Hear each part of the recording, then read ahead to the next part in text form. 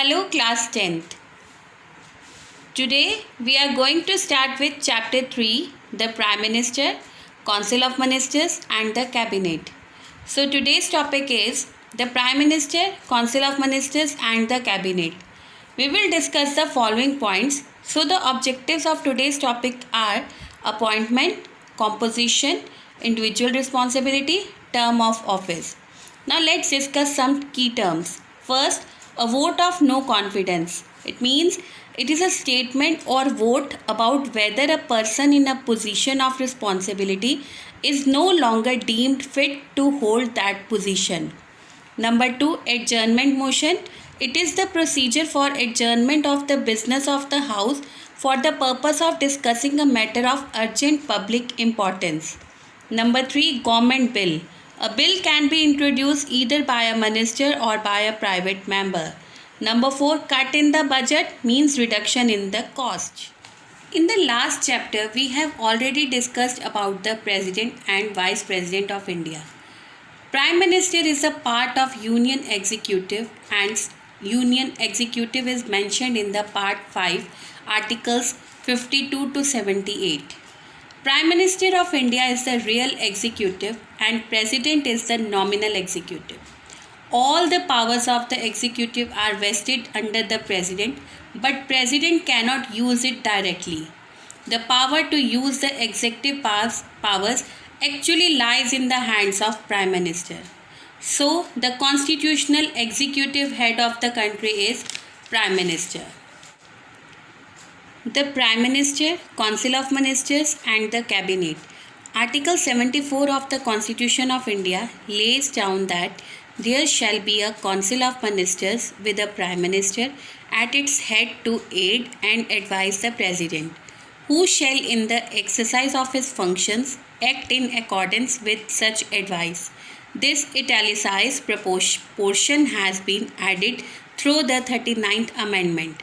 The 45th Amendment to the Constitution has further made it clear that such an advice must be passed by a majority in the Cabinet and rendered means provide to the President in writing. All executive powers have been formally enumerated. Enumerated means listed in the name of the President, but as has already been pointed out, ours is a parliamentary form of government. Therefore, our President is only the nominal head of the state and his powers, in fact, are exercised by the Council of Ministers. Thus, the Council of Ministers, headed by the Prime Minister, is the most powerful institution in the Indian body politic. According to Article 74 of the Constitution, the Council of Ministers has to aid and advise the President. By advice, we mean that all the functions of the House, example, appointment of the ministers, governors, judges, and head of the army, etc., are to be taken to with the consultation of the Cabinet. The President has only to give a formal approval. The President shall act accordance with such advice. This was constituted in 39th Amendment. In 45th Amendment, it was stated that it should be passed by a majority in the Cabinet and written should be given to the President. The President is the constitutional head only, and the Prime Minister, along with his Council of Ministers, is the real head of the state. All the powers given to the President in the Constitution are actually exercised by the Prime Minister with his Council of Ministers. So, the Prime Minister along with Council of Ministers stands supreme in Indian politics. Appointment. The Prime Minister and his Council of Ministers are appointed by the President and they hold office during the pleasure of the President. But this again is a formal proposition, means no specific content is designated. As a matter of fact, the President is not free in the appointment of either the Prime Minister or the members of the Council of Ministers. The appointment of the Prime Minister and the Council of Ministers come under the Article 75. The Prime Minister shall be appointed by the President, and the Council of Ministers shall be appointed by the President on the advice of the Prime Minister. The ministers shall hold office during the pleasure of the President. The leader of the political party securing absolute majority in the Lok Sabha is appointed by the President as the Prime Minister, and he has no discretion, means choice, in this matter. The President appoints only that person as a Prime Minister who is the leader of the majority party in the Lok Sabha. The President has no discretion or choice in this matter. Composition. The Prime Minister prepares a list of his colleagues from among the members of the Parliament to be appointed as ministers, and the President is obliged to appoint them as such. Sometimes a non-member is also appointed as a minister, but in that case he must be elected to either house of the Parliament within 6 months from the date of his appointment, otherwise he will have to resign his post as a minister. The Prime Minister decides who will become the member of Council of Ministers, so he prepares a list of his colleagues from among the members of Parliament and send this list to President, and then President appoint them as a Council of Ministers. Non-member is also appointed as a minister. Non-member means he or she is not a member of the Parliament, but he or she must be elected to either house of the Parliament within 6 months from the date of his or her appointment. Otherwise, he or she will have to resign as a minister. The President has a slight option in the appointment of the Prime Minister only when no single political party secures an absolute majority in the Lok Sabha. But even in such a situation, he has to appoint only that person who can prove that he has the support of some other smaller groups or parties and thus has a majority in the House. The President, of course, has the power to dissolve the Lok Sabha and order fresh elections if he feels that there is none in the House to muster, means assemble an absolute majority. If no single political party secures an absolute majority in the Lok Sabha, then in such situation, President appoints only that person who proves that he has the support of some other groups or parties. Here, the President has the power to dissolve the Lok Sabha if he is satisfied that there is none in House to assemble a majority. In the choice of ministers also, the President is bound to abide. Abide means obey by the list presented by the Prime Minister. Suppose the President chooses to appoint minister against the will of the Prime Minister and having divergent means different political ideologies, then in such a case there is bound to be a deadlock in the working of the Council of Ministers. The Prime Minister is thus given an absolute power in the formation of the composition of his Council of Ministers. He is the keystone of the cabinet arc. The Prime Minister has full authority in the formation of his Council of Ministers. He is keystone of the cabinet arc, means he is the head of the cabinet and takes all important policy decisions. He prepares a list of his Council of Ministers and sends it to the President, and the President is bound to abide by this list. He has no discretionary powers regarding in the formation of the Council of Ministers. And if the President uses his own will to appoint the ministers against the will of Prime Minister, then in such case there may be deadlock in the working of the Council of Ministers. Individual responsibility. The ministers are individually responsible to the President, that is, they hold office during the pleasure of the President and may be dismissed by him on the advice of the Prime Minister. Each minister is answerable to the Parliament for the department under his control. He must answer all the questions of the MPs regarding the functioning of his department.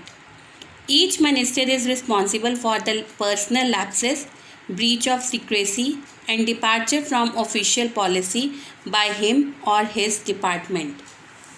The ministers shall hold office during the pleasure of the President. All the ministers are appointed by the President on the advice of the Prime Minister. Each minister has an individual responsibility. Each minister is answerable to the Parliament for the department under his control.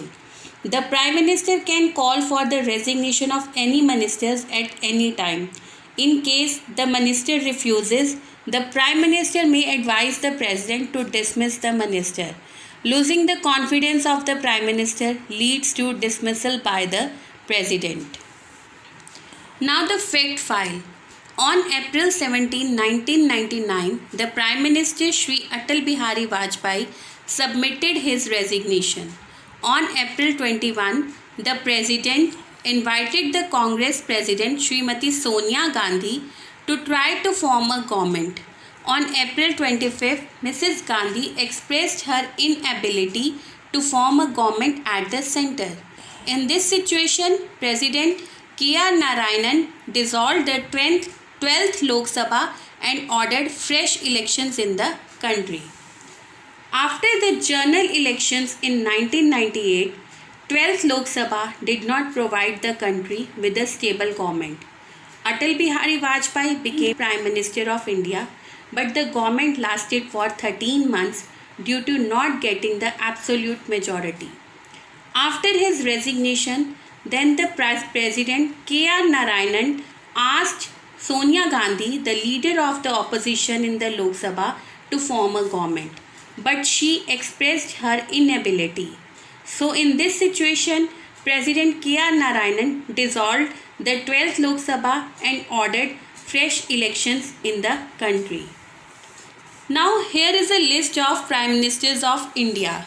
Our first Prime Minister was Pandit Jawaharlal Nehru and his duration was from 1947 to 64, and at present Prime Minister of India is Shri Narendra Modi and his duration from May 24 till date. Term of office. Constitutionally, the Prime Minister and his Council of Ministers hold office during the pleasure of the President, but the President has little power even in this regard. The Prime Minister and the Council of Ministers are directly responsible to the Lok Sabha and can remain in office so long as they enjoy the majority support in the House of the People Lok Sabha. When a vote of no confidence is passed in the Lok Sabha against the Council of Ministers, they have to resign collectively. The Prime Minister in India has no fixed term. He holds office as long as he enjoys the majority support in Lok Sabha. He has to resign if he loses the support of the majority any time during the tenure of the Lok Sabha, which is 5 years. In India, the Lok Sabha has a term of 5 years and new Lok Sabha has to be elected after every general election, which is held normally once in 5 years. But the Prime Minister and his cabinet can take a decision and dissolve it even earlier and ask for fresh elections if they so desire. As in case of the 13th Lok Sabha, Prime Minister Shri Atal Bihari Vajpayee and his cabinet recommended President Shri APJ Abdul Kalam to dissolve the Lok Sabha 8 months before and calls for fresh elections. The loss of confidence in the Council of Ministers can be displayed by the Lok Sabha in different ways as mentioned below. First, by a direct vote of no confidence in the Council of Ministers as a whole or a part thereof. The loss of confidence in the Council of Ministers can be moved in the Lok Sabha. It is generally done by the opposition. For this, there is a provision of filing a motion in the Parliament. Motion means any formal proposal made by a member of Parliament for the purpose of pointing out any decision of the House. Any matter of importance can be the subject of a motion.